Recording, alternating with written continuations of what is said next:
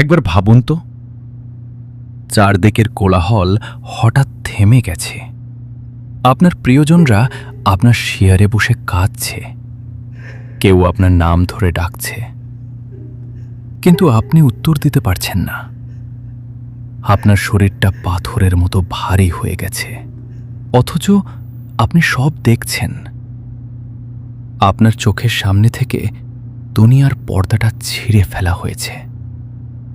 আপনি কি তৈরি ছিলেন এই মুহূর্তটার জন্য? ঠিক তখনই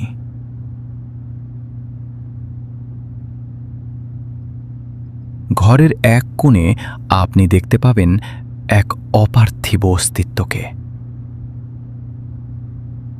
যদি আপনি মুমিন হন, তবে দেখবেন নূরের তৈরি ফেরেশতারা আপনার সামনে জান্নাতের কাফন নিয়ে দাঁড়িয়ে আছে। তাদের সুগন্ধি আপনার পুরো ঘরকে আমোদিত করে দেবে।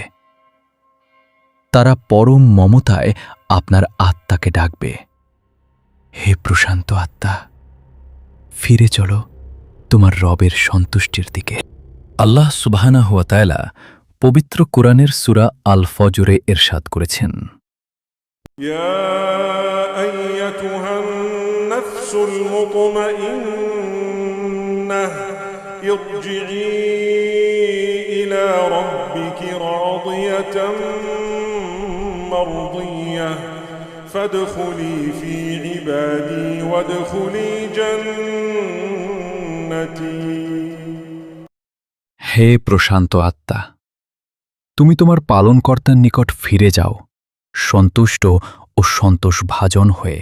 কিন্তু যদি প্রস্তুতি না থাকে, যদি দুনিয়ার মোহে পড়ে আপনি আপনার রবের ডাক ভুলে গিয়ে থাকেন, তবে সেই দৃশ্য হবে ভয়াবহ। নিকষ কালো পোশাক পরা ফেরেশতারা কর্কশ ভাষায় আপনার আত্মাকে ধমক দেবে। তারা আপনার দেহ থেকে প্রাণটা টেনে বের করবে, ঠিক যেমন ভেজা পশম থেকে কাঁটাওয়ালা ডাল টেনে বের করা হয়। সেই যন্ত্রণার কথা কি একবারও ভেবেছেন? আপনার রূহ বা আত্মা তখন আসমানের দিকে যাত্রা শুরু করবে। মুমিন হলে আকাশের প্রতিটি দরজায় আপনাকে স্বাগতম জানানো হবে, আর পাপিষ্ঠ হলে আসমানের দরজা আপনার মুখের ওপর বন্ধ করে দেওয়া হবে। আমাদের এই দেহটা তো খাঁচা মাত্র, আসল যাত্রী হল আমাদের আত্মা। সেই যাত্রার টিকিটটা কি আপনি গুছিয়ে রেখেছেন?